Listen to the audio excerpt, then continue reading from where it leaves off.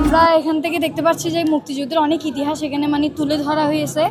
তারপর আমরা অনেক মানে আশপাশের মানুষ দেখেই বুঝলাম যে আমরা অনেক কিছু শিখতে পারতেছি। আর হচ্ছে মানে যে স্টলগুলো দেওয়া হয়েছে ওখানে মানে মুক্তিযুদ্ধ সম্পর্কে অনেক কিছু মানে তুলে ধরা হয়েছে কিছু স্টলে। তো সব মিলিয়ে ভালো লাগছে।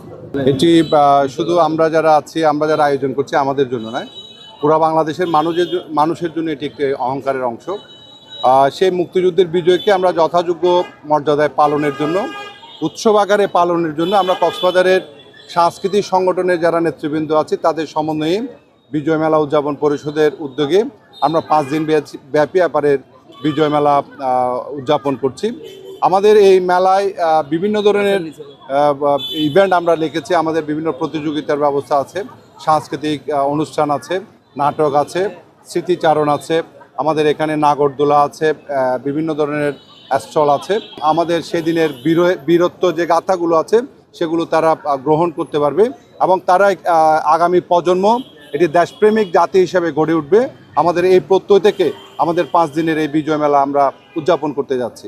আমরা অংশগ্রহণে সকলকে রেখেছি, সর্বস্তরের মানুষ, ছোটদেরকে আমরা প্রতিযোগিতা থেকে শুরু করে বিভিন্ন ধরনের শিল্পের যে চর্চাগুলো সেগুলোর মধ্য দিয়ে প্রতিযোগিতা এবং বিভিন্ন গান বাজনার মধ্যে রেখেছি। কক্সবাজারের যেসব সংগঠনগুলো রয়েছে সাংস্কৃতিক সংগঠন, সেই সংগঠনগুলোর এখানে প্রযোজনা প্রদর্শিত হবে। বিভিন্ন পরিবেশনা আজ থেকে 5 দিন ব্যাপী থাকবে।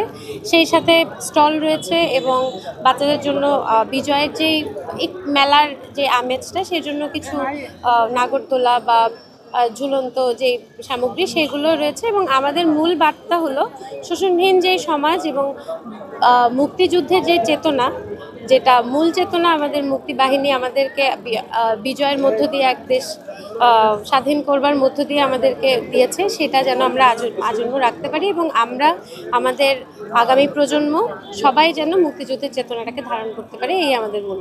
আপনারা নিশ্চয়ই দেখবেন যে গত কয়েক বছরের যে বিজয় মেলা এবং তার প্রেক্ষিতে এবছরের যে বিজয় মেলা, বিশেষ করে গত বছর থেকে আমরা যে বিজয় মেলাটি উদযাপন করছি, আমরা সংস্কৃতি কর্মীরা সবাই মিলেই এবং আমরা একটি আবহাওয়া আনারও চেষ্টা করছি যে নতুন প্রজন্মকে মুক্তিযুদ্ধ সম্পর্কিত যে বিষয়গুলো সেগুলোর একটি বার্তা আসলে নতুন প্রজন্মকে আমরা দিতে চাই। এবং আপনারা যদি আমাদের বিজয় মেলার আঙ্গিকটাও দেখেন, এবারে মঞ্চসজ্জা থেকে শুরু করে ওদিকে বৌদ্ধভূমির একটি আয়োজন রয়েছে, সব মিলিয়ে আমরা আসলে নতুন প্রজন্মকে আবার নতুন করে তারা যেন মুক্তিযুদ্ধের একটি সঠিক বার্তা পায় এবং মুক্তিযুদ্ধের চেতনায় একটি নতুন বাংলাদেশ বিনির্মাণের, যেটি আমরা 24-এর গণঅভ্যুত্থানের মধ্য দিয়ে বলে আসছিলাম যে বৈষম্যহীন বাংলাদেশ, একটি অসাম্প্রদায়িক বাংলাদেশ যেখানে আসলে কোনো ধরনের অসুন্দরতা থাকবে না, সেই সুন্দরের বার্তা আসলে আমরা প্রতি বছর এই বিজয় দিবস আসে এবং এই বছরও এসেছে এবং এই বার্তাটুকুই আসলে আমরা দিতে চাই।